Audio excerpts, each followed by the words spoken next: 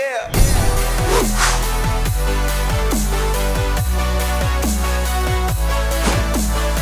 Welcome back to the Gridiron Expert, bringing you some of the best college football news, predictions, and analysis. Make sure to like this video, go follow us on Twitter at Gridiron Expert, and for more college football news and analysis, check out our official website, thegridironexpert.com, where you can sign up for our weekly newsletter and also sign up for our expert picks. The links for all of these things are in the description below, so do not miss out on any of the extra fun and do not miss out on any of the extra college football content. Well, guys, our second game of the week just narrowly missed out on being yet another top 10 showdown. But the stakes are so high in this one, it might as well be a top 10 showdown. Number 6 Oklahoma taking on number 11 Texas, the Red River Rivalry down in Dallas at the Cotton Bowl. Once again, you couldn't ask for anything better. And you couldn't ask for a better way to kick off what is by far the best week of college football we have had in 2019. As you all know, in games like this, it doesn't matter if the two teams are ranked in the top 10. If one team or the other or both are college football playoff contenders. In rivalry games, you throw records out the window. You throw history out the window because every game is a brand new chapter and a brand new opportunity for these players, these coaches, these teams to solidify themselves in the record books, solidify themselves in the history books. And of course, we're here to break down this huge Red River Showdown, a game that fortunately in 2019 does have college football playoff implications, does have Big 12 title implications, much like it did last season. So we're here to break down the keys for the Sooners and the Longhorns and who's going to escape with a win in the 2019 edition of the Red River Showdown.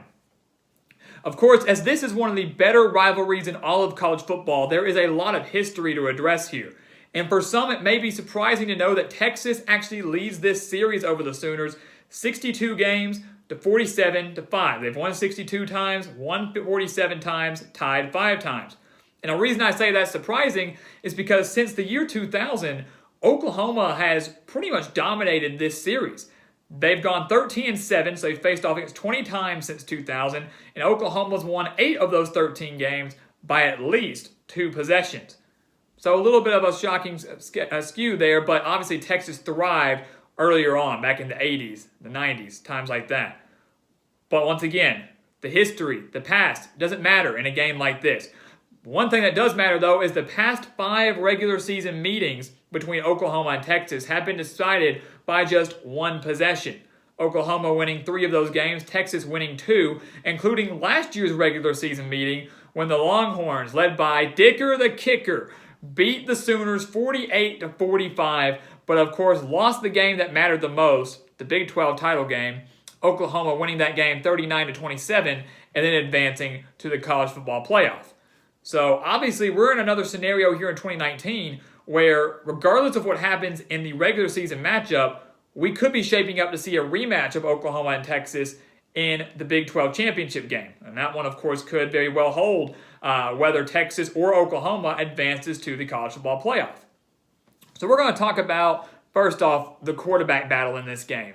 You can't talk about Oklahoma without talking about Jalen Hurts, and you can't talk about Texas without talking about Sam Ehlinger. It's just not possible. It's not feasible. And we'll start with the Sooners, who are led by Jalen Hurts, our number 1 in our Heisman watch, arguably the leading Heisman candidate right now through 5 games for the Sooners. Hurts has thrown for over 1,500 yards. He's rushed for 499 and has put up 21 total touchdowns this season. And many will be quick to say, oh, Baker Mayfield did so well for the Sooners a few years ago. Kyler Murray did so well for the Sooners a few years ago. Hurts could be on his way to yet another Heisman for Oklahoma. One thing that's crazier to mention outside of these stats is that these stats for Hurts are better than Kyler Murray's through 5 games last year. Drastically better through the passing game, drastically better on the ground.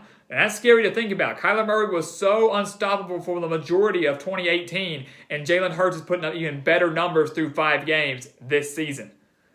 Hurts, of course, leads a Sooners offense that hasn't missed a beat since Murray's departure. They're averaging 643.8 yards per game, and they're averaging 53.4 points per game. So their offense against their competition so far has looked nearly unstoppable. It's really, really unbelievable. And of course, they're averaging 355.4 passing yards per game. A concern that many had going into 2019, thinking that Jalen Hurts really needed to improve as a passer. We knew he could run, but could he pass? He proved all the doubters wrong. He's slinging it through the air like he's, once again, like Baker Mayfield, Kyler Murray, or maybe I'm going to go up there and say Tua Tagovailoa, the way he's throwing the ball. It's truly unbelievable how well Jalen Hurts is thriving in Lincoln Riley's offense. But on the other side of the field, you've got Sam Ehlinger down in Austin. Sam Ehlinger led by Tom Herman and the Longhorns. Ehlinger's thrown for over 1,400 yards, 17 touchdowns, and 2 interceptions. Hurts as well, throwing for 2 interceptions. Ehlinger, not as mobile as Jalen Hurts, but has shown that he can run as well. Rushing for 236 yards and 3 touchdowns this season, so 20 total touchdowns for Sam Ehlinger, and he leads the Longhorns offense that's averaging 41.8 points per game. So it's called the Red River Showdown, the Red River Shootout for a reason, because you can expect yet another high-scoring game in this edition's of the rivalry, in this rivalry edition of this Saturday. It was 48-45 last year in the regular season. Expect a similar game this season. Now, we talk so much about the offenses that many criticize Texas and Oklahoma for not having much of a defense. And that can be the case. That can be said at times. Both teams allow an ungodly amount of yards and in some games an ungodly amount of points to teams that maybe they shouldn't allow that to happen. And so the key in this game, of course, for both is how can these defenses step up and shut down these elite offenses? Well, we'll start with Oklahoma, and the major question that I have for the Sooners is, are they tested?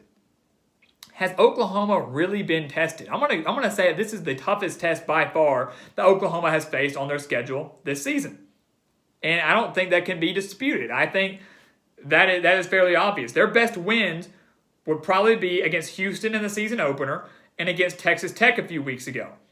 Now, Oklahoma's defense is a bit of a cause of concern because while they do on the edge over Texas in points per game allowed, Oklahoma only allowing 19 points per game, while Texas allowing 26.6, so a little over a touchdown difference there, the Sooners did just allow Carter Stanley at Kansas to throw for 230 yards and 3 touchdowns in the Sooners' 45-20 win over the Jayhawks. Now, don't mean to dog on Oklahoma, because Texas just had a poor performance against the pass as well, allowing over 350 yards, 367 to be exact, and 3 touchdowns to Austin Kendall at West Virginia. But, unlike Oklahoma, Texas's defense picked off Austin Kendall 4 times in the Longhorns' 11-point victory on the road against the Mountaineers. So, Texas is by far more tested than Oklahoma. Because while Oklahoma's best wins, as we mentioned, are Houston and Texas Tech, Texas has already played LSU, who has the best passing attack in the nation right now, led by Joe Burrow, who's absolutely a Heisman contender. And while the Longhorns did not look impressive defensively in that game, and while they did in fact lose that game, that's a huge, huge test and a huge boost for that defense going up against such an elite passing attack. They also have a win over Oklahoma State, who pounds the rock with Chuba Hubbard. So Texas has had the best of both worlds here, facing a team that's very good against the pass, or with the pass, and a team that's very good with the run. Going 1-1 in those games, both of those extremely close. So I'm going to say Texas is more experienced in this game, more tested, and that could prove and bode well for the Longhorns and give them a slight advantage over the Sooners, who have just coasted through the first 5 games of the season. So what are going to be the keys in this game? We mentioned that. We mentioned some of the stats here. We mentioned, is Oklahoma tested? Is Texas tested? How they fared in their recent games? How well their offense is? And of course, the offense is the biggest part in this game. But once again, this game is going to come down to defense, guys. And we'll start with Oklahoma on what their keys are to win this game. How the Sooners can escape and kind of get revenge from last year's regular season loss. Now, yes, the Sooners did get their revenge in the Big 12 championship game, something they can still hold high over their rivals' head. But once again, it's a brand new season. It's a brand new season. Texas is a much different team, and the same can be said for the Sooners. Oklahoma, they have to spread the field with Jalen Hurts. And many people are going to say, well, of course, they've done that all season. What's the big deal? Of course they're going to spread the field. He's playing extremely well with the pass. They're averaging 355 yards per game through the air. So, yeah, he's going to do that. They're averaging 288 rushing yards per game. not just with Jalen Hurts being mobile, but also with their running back. So, yeah, they'll spread the field. But that's a key for Texas that we have. We're going to kind of do both right now. Is Texas did a pretty good job for the most part last year keeping Kyler Murray contained in the regular season matchup. Now, Kyler Murray kind of bursted onto the scene in the fourth quarter, led that ferocious 21-point comeback that just fell short. But for the most part, Texas did a good job generating pressure and keeping Kyler Murray contained. That's what Texas has to do. Texas has to break through, pressure Jalen Hurts, and keep him in the pocket. If they allow him to scramble, to extend plays, to run with the ball, they're going to be up a creek, and they're going to be in trouble. So the key for Oklahoma, spread the field. The key for Texas, don't allow them to do that. Keep Jalen Hurts in the pocket. Force him to win this game through the air. He's shown me that he can pass the ball better than he was doing in Alabama. But if you keep him to be immobile, it will be much easier for this Texas defense. As well for Oklahoma, another key for them. They have to take care of the football. And a lot of these keys, guys, in all of our Game of the Weeks we've done this season, they seem like obvious things. They seem like, I'm just stating the obvious here, but clearly they are extremely important things that we wouldn't be saying them if teams weren't doing them. Oklahoma last year against Texas had 3 turnovers. They had an interception from Kyler Murray, and they had 2 fumbles. Well, out of those 3 interceptions, 10 points came away for the Longhorns. And, of course, as we all know, Texas won by 3. Those turnovers were difference makers. In last year's Red River Showdown. And if Oklahoma is unable to take care of the football in this game, I do believe that Texas has the offense to go down and once again capitalize off of those turnovers. And it could bode wrong, again, for Oklahoma, who found themselves down 21. And if they didn't have a guy like Kyler Murray, Texas would have easily run away with that game and won by double digits. So Oklahoma, take care of the football. And finally, for Oklahoma, force Texas to win on the ground. We know Sam Ehlinger is one of the better quarterbacks in the entire nation. I don't believe either team, Oklahoma or Texas, is going to have success with their running backs. When I talk about ground game, I mean running backs. I do expect Jalen Hurts to put up some numbers on the ground, and I expect Sam Ehlinger, especially on shorter yardage situations, maybe within 20 yards, to put up some numbers on the ground as well. We know Hurts is more mobile than Ehlinger anyways. But force Texas to win on the ground. You take away that passing game, then Texas is going to have a very, very difficult time on offense, a team that's averaging well over 40 points per game, as we mentioned.